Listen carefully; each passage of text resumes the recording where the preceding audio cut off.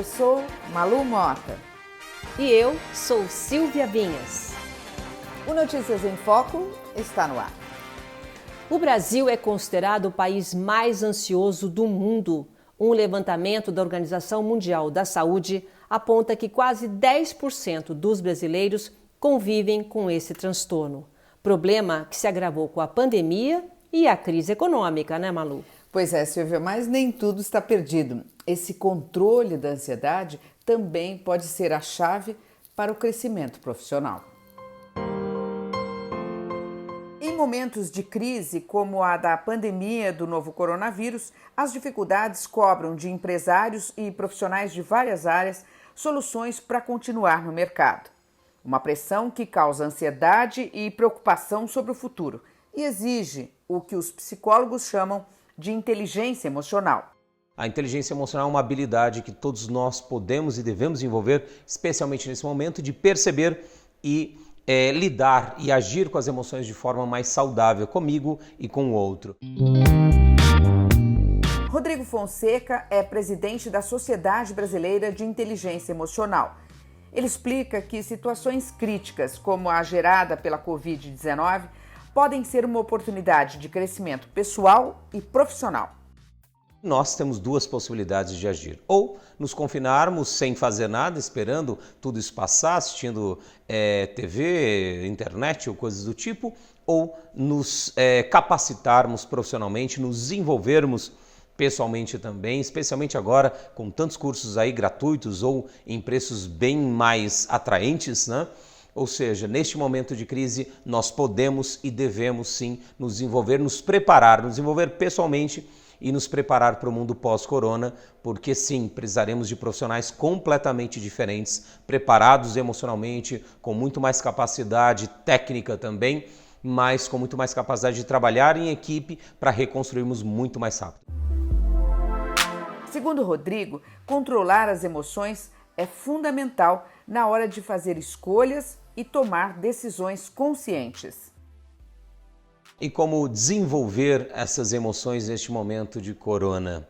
Primeiro, você tem tempo suficiente para parar e olhar para você, assumir a responsabilidade sobre tudo aquilo que está acontecendo ao seu redor. Segundo, fechando seus olhos, literalmente se perguntando aonde tudo isso começou na minha história de vida, aonde tem isso na minha história de vida e como eu posso levar uma nova compreensão, um novo olhar para isso que um dia eu vivi.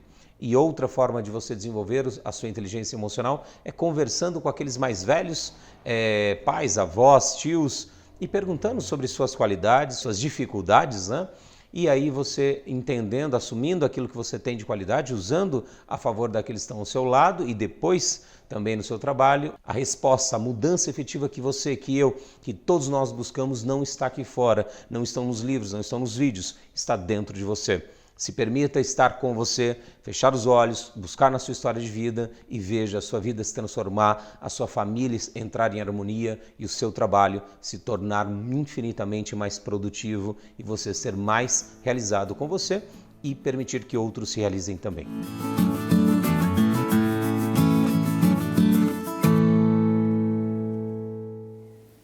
A inteligência emocional que o Rodrigo Fonseca explica nessa matéria é chamada de competência do século e ela é cada vez mais valorizada no ambiente corporativo por ser uma habilidade essencial ao profissional do futuro e, claro, ao profissional do presente também.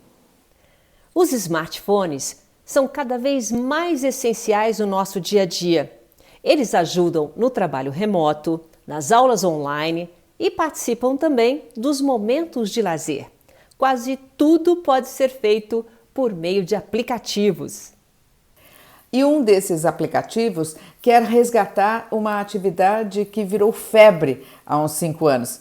São aqueles livros de colorir que fizeram sucesso principalmente entre as mulheres. Eles ganharam agora uma versão digital. O projeto foi desenvolvido na Eslovênia e uma brasileira fez parte da equipe de criação. Terapia e criatividade na era digital. A ponta do dedo vira um lápis colorido e o desenho ganha vida na tela do celular. Este aplicativo, desenvolvido na Eslovênia, quer conquistar um público que, em 2015, transformou os livros de colorir em mania entre os adultos. Katarina Lutrick é a cofundadora da startup Lake Coloring Books, responsável pelo projeto. Todos nós costumávamos pintar quando éramos crianças. Com o passar dos anos, essa atividade é praticamente esquecida. Mas o sucesso dos livros de colorir mostrou que a prática traz vários benefícios. Relaxa a mente e deixa a pessoa mais focada, explica Katarina. Uma brasileira também faz parte da equipe que desenvolveu o aplicativo.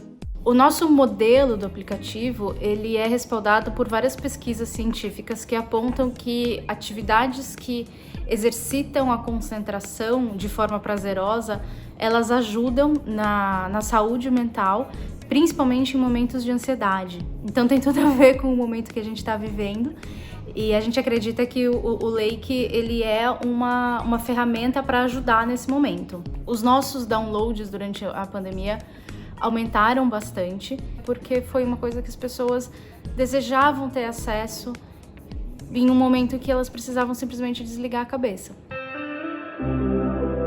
O aplicativo se baseia em técnicas de meditação que estimulam o usuário a prestar atenção em apenas uma única atividade por vez, sem distrações. Um processo que também é conhecido como mindfulness.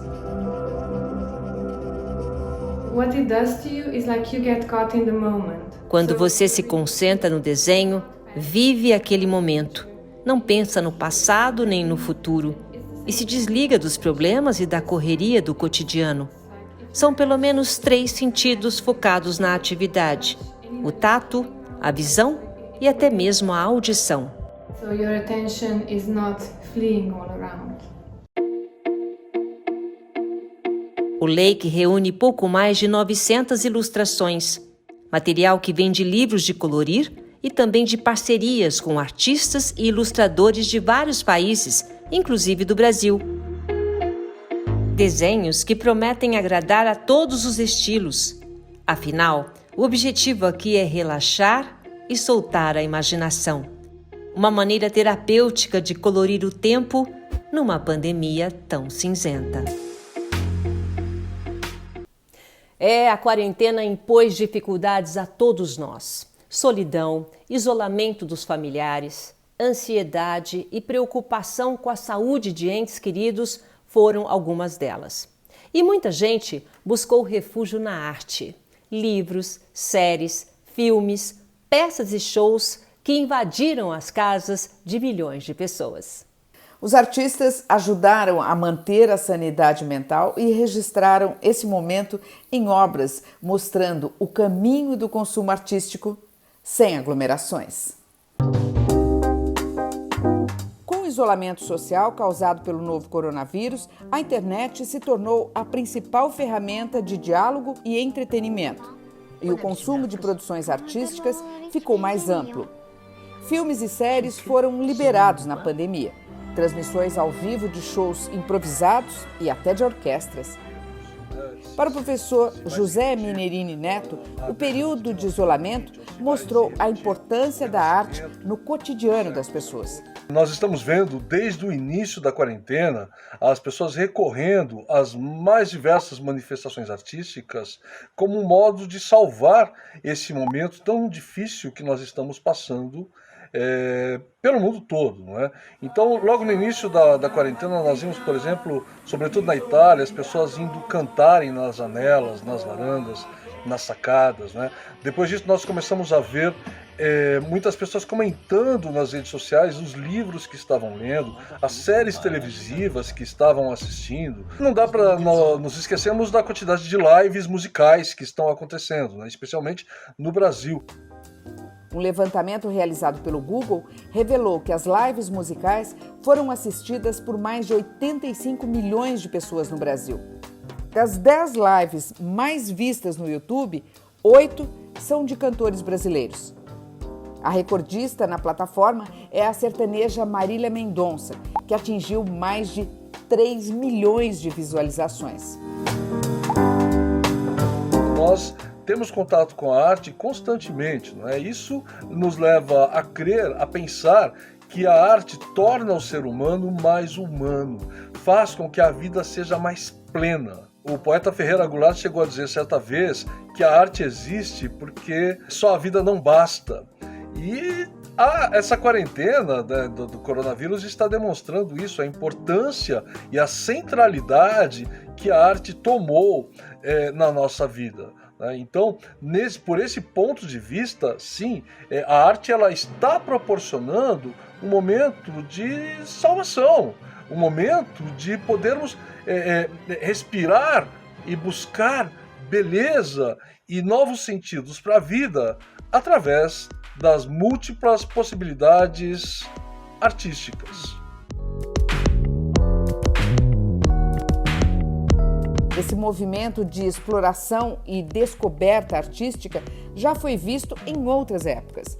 Guerras mundiais e grandes epidemias foram o estupim de novidades no mundo das artes. A história da arte ela demonstra, sim, que em vários momentos pós-crise humanitária, como essa que estamos vivendo nesse momento, sim, nós tivemos manifestações artísticas e períodos e momentos da arte de importância muito grande, como uma resposta da própria humanidade que busca se apegar novamente à vida e, consequentemente, às suas expressões, dentre elas as expressões artísticas.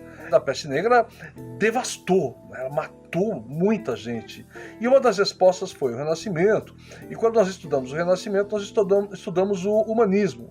Ou seja, as pessoas se apegando, através da arte, nas questões relevantes da humanidade. Dando um salto nessa história, a história da arte também demonstra que logo após a Primeira Guerra Mundial, veio a década de 20, que chamamos de os Anos Loucos, repleto também de manifestações artísticas das mais relevantes. Esse período chamado de Anos Loucos veio depois da Primeira Guerra e do confinamento por causa da pandemia de gripe espanhola. Pós-crises humanitárias, as pessoas se apegam à vida, né? E, consequentemente, as pessoas vão querer conviver, vão querer celebrar a vida, celebrar a existência. No Brasil, nós temos um marco muito grande, que é o Carnaval de 1919. Até hoje se diz que não houve nenhum carnaval maior do que o Carnaval de 1919, que é uma prova justamente disso, né? Desse aspecto de positividade, das pessoas quererem conviver. E não foram só as festas que marcaram história. Novas criações conseguiram espaço e se tornaram um sucesso instantâneo. Nas artes visuais, o movimento surrealista, tentando resolver uma contradição entre o real e o irreal, daí ser chamado de surreal, ou o surgimento de uma escola que mudou o design no mundo, a escola Bauhaus na Alemanha, o construtivismo na Rússia, a ilustração aqui no Brasil, de J. Carlos, por exemplo, que se destaca no Rio de Janeiro. E aí a gente não pode esquecer, por exemplo, da Semana de Arte Moderna, que aconteceu em São Paulo em 1922. A grande exposição do primeiro centenário da independência do Brasil, também em 1922, só que no Rio de Janeiro. As inovações não param por aí e incluem personagens que fazem sucesso até hoje.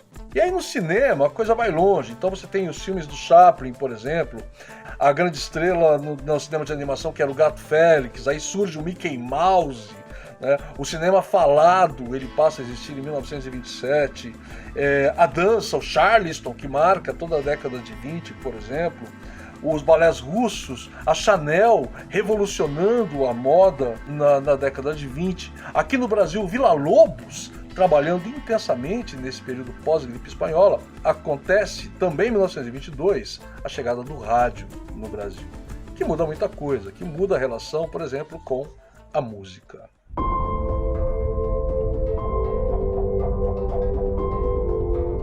Maior conflito da história, a Segunda Guerra Mundial, também é um marco importante na criação artística.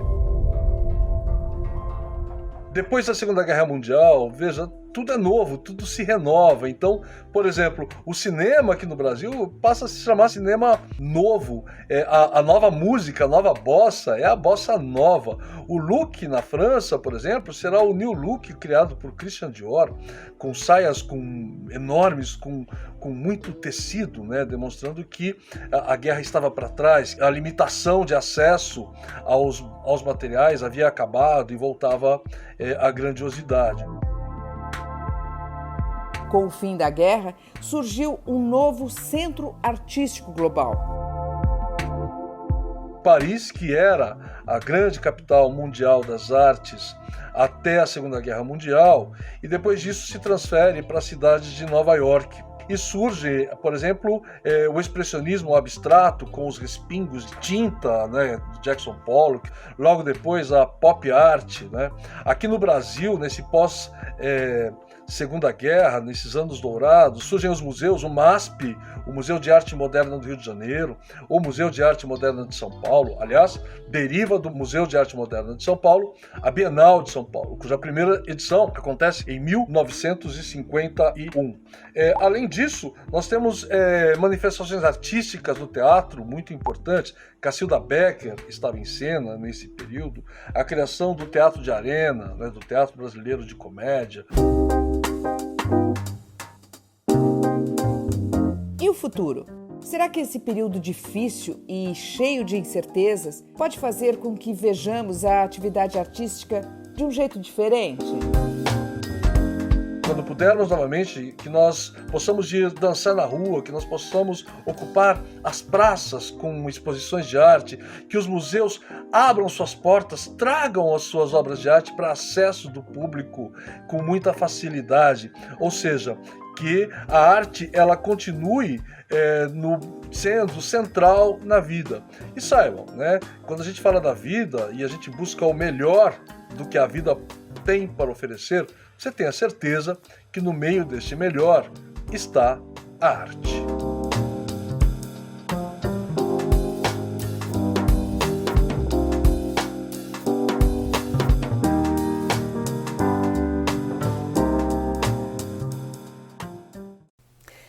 A arte foi um respiro para todos nós nesses momentos de incerteza. Bom, ainda falando de cultura, quando pensamos em grandes personagens, logo lembramos de nomes ilustres que mudaram o nosso cotidiano. Henry Ford, Alexander Graham Bell, Thomas Edison, responsáveis por invenções que são usadas até hoje.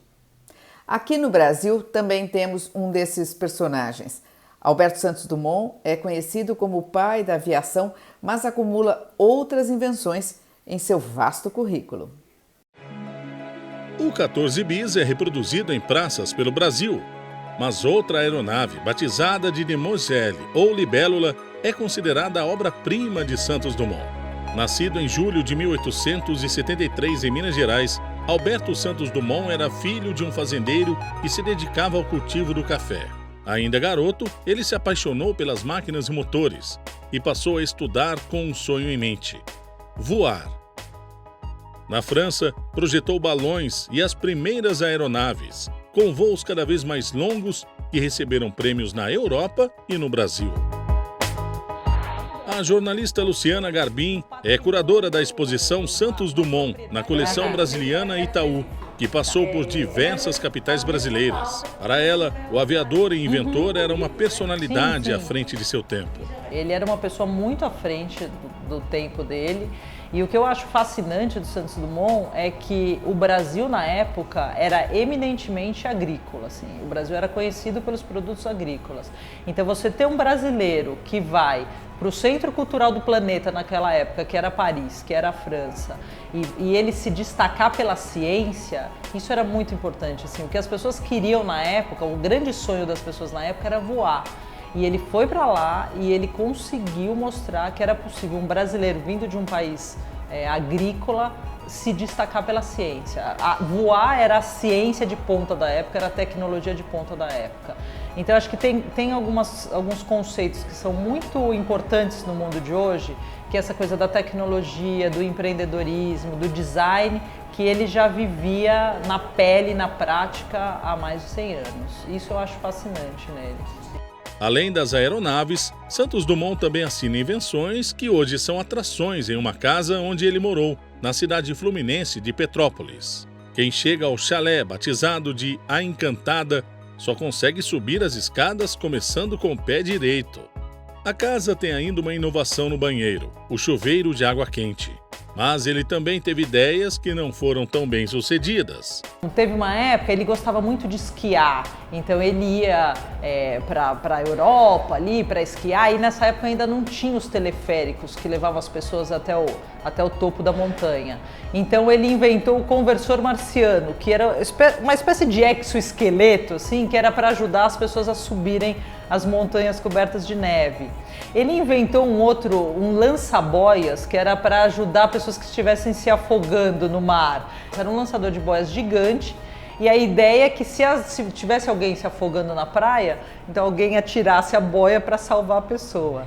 Aí dizem que 2 pessoas foram salvas em Biarritz, na França, mas aí não sei se é lenda ou se é verdade mesmo. Luciana lembra também que Santos Dumont foi um dos responsáveis pela popularização do relógio de pulso. Muita gente acha que o Santos Dumont criou o relógio de pulso, mas na verdade ele popularizou o relógio de pulso. Porque já tem registros históricos que, por exemplo, algumas mulheres de sociedade, alguns militares tinham alguma coisa parecida com um relógio de pulso. Mas não era usual, as pessoas não usavam. E ele, quando ele voava, ele precisava ter ali as mãos livres para ele poder se movimentar. Ele tinha um amigo, que era um grande amigo dele, que era o Cartier, o Louis Cartier, e ele pediu para o Cartier desenvolver um modelo que ficasse mais prático ali para ele na hora dele estar testando as máquinas voadoras. E aí o Cartier faz o Santos, que até hoje é vendido, que é um clássico, fez 100 anos há pouco tempo, que é um ícone, né, da relojoaria. E ele cria para o Santos Dumont. E aí tudo que Santos Dumont fazia, ele era uma figura muito popular. Assim, ele foi o brasileiro de maior prestígio internacional no começo do século XX. E ele estava na França, que era o centro cultural do universo, né?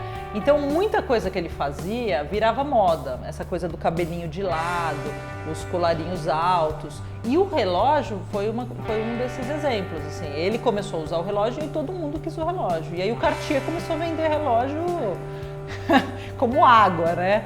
Por causa do Santos Dumont. O aviador teve ainda um papel importante na abertura de um dos principais pontos turísticos do Brasil, as Cataratas do Iguaçu.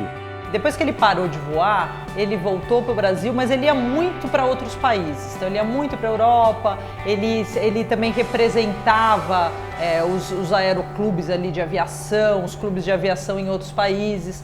E numa dessas viagens ele foi ali para a Argentina. E quando ele estava voltando, ele passou pelas cataratas e ele descobriu que era uma propriedade particular de um uruguaio. E aí ele falou, como é possível isso? Isso aqui é um patrimônio brasileiro, como é que pode ser uma propriedade de um estrangeiro? E aí tem uma história muito bonita, ele vai com mais 2 pessoas pelo meio ali da Mata Atlântica, numa caminhada. Tem gente até que fala, eles pegaram um cavalo ali, uma parte eles caminhavam, outra parte tem gente que chama de cavalgada patriótica, e ele passa alguns dias dentro da mata para chegar até Curitiba. E aí ele se encontra com o governador da época, que na verdade eu chamava na época de presidente, ele se encontra ali com o chefe e pede para que essa área seja desapropriada e que vire um patrimônio dos brasileiros. Levou bastante tempo para o parque ser desapropriado, mas aí depois de décadas aconteceu. E hoje as pessoas que passam por lá têm uma estátua de Santos Dumont em tamanho real. Muita gente não sabe dessa história, a maioria não sabe. Muita gente tira fotos ali com a estátua, mas também não sabe dessa importância. Tem tantos detalhes da história dele que são tão fascinantes e que são essas histórias que têm que ser mais bem conhecidas dos brasileiros. Inventor, aviador e até esportista. O Santos Dumont foi o primeiro a ganhar uma medalha olímpica, que é essa medalha do mérito olímpico, porque ele se dedicava a várias coisas.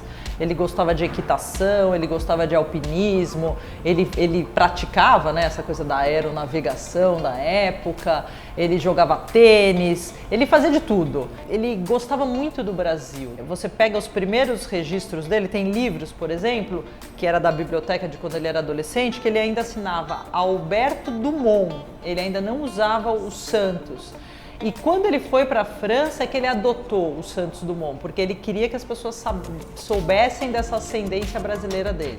E isso ficou tão forte que depois ele começou a usar Santos Dumont, e depois, um pouco mais velho, ele começa a usar Santos igual a Dumont, porque ele queria que todos soubessem que para ele a ascendência francesa e brasileira tinha o mesmo peso. O papel empreendedor de Santos Dumont, sempre de olho em novas tecnologias, também é destacado pela jornalista. Ele ficou conhecido como pai da aviação. Eu acho, assim, a minha opinião é que isso deu uma certa empoeirada nele, sabe? Ficou aquela coisa muito distante das pessoas. Esses conceitos de empreendedorismo, de tecnologia que ele levava, isso tem que ser inspirador. Os jovens, as crianças, elas precisam conhecer esse exemplo de Santos Dumont para ver que teve um brasileiro que fez coisas muito legais e que era muito gente como a gente, sabe? Ele várias vezes testou, foi lá, se acidentou, não deu certo, mas ele continuava assim, e ele conseguiu fazer coisas muito importantes para a humanidade. Então acho que isso é realmente um exemplo. Alberto Santos Dumont se suicidou em julho de 1932, num hotel em Guarujá, no litoral paulista, sem deixar herdeiros. E é importante conhecer a nossa história, poder se orgulhar dela e destacar figuras tão fascinantes como Alberto Santos Dumont. E o Notícias em Foco fica por aqui. Lembrando que você pode assistir às nossas edições também nas redes sociais. No Instagram, no Twitter, no Facebook e no YouTube. E nós encerramos com um clipe do cantor e compositor mineiro Luizinho Lopes. Gravada em meio à natureza de São João Nepomuceno, a música A Varanda mostra o olhar de quem ficou em isolamento social. Até a próxima.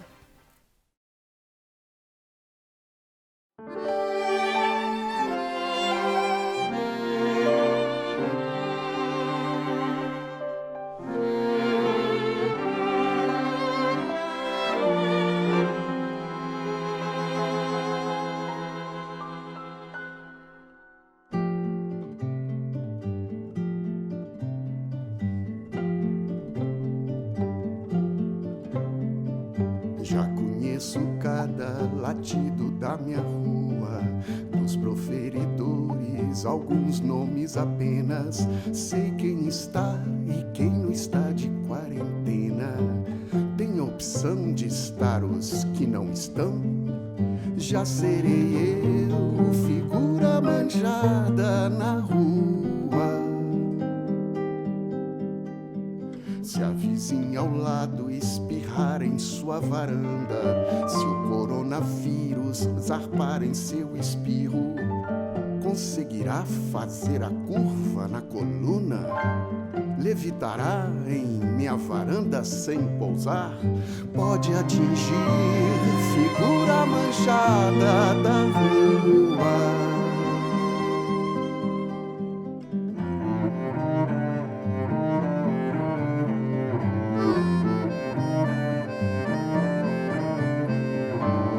Socialmente aceitável na varanda escovar os dentes ou exibir pijama? Cortar as unhas na varanda é educado? Cueca seria um atentado ao pudor? Onde haverá respostas para essas perguntas? Surge uma moça na janela, num prédio de frente que não possui varanda. Não percebeu minha presença em meu varandinho, ou percebeu e quer manter-se em solidão. Os olhos são varanda da alma entreaberta. Os olhos são varanda da alma entre a pedra